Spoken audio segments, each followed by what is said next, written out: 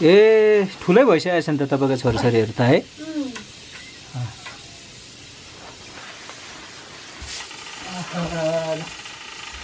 यो फिरै हो बस्ने हो होइन अनि ठिक छ अहिले यतिकै ठिक छ अनि अहिले चाहिँ को बस्नुहुन्छ नि यहाँ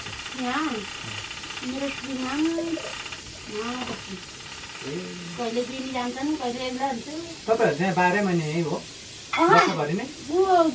हिउँदमा त जान्छु यहाँ चाहिँ कहिलेसम्म बस्नुहुन्छ अब यहाँ त यहाँ नै हिउँपर्छ होला मजाले यो घरै देखिन्न त्यस्तो हिउँपर्छ ए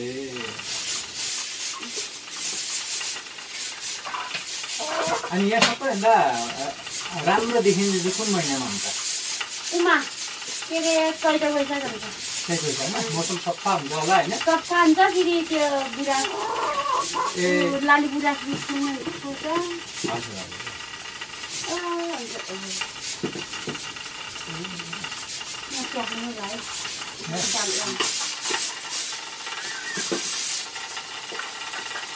यहाँ त कुखुरा धेरै पाल्नु भएको रहेछ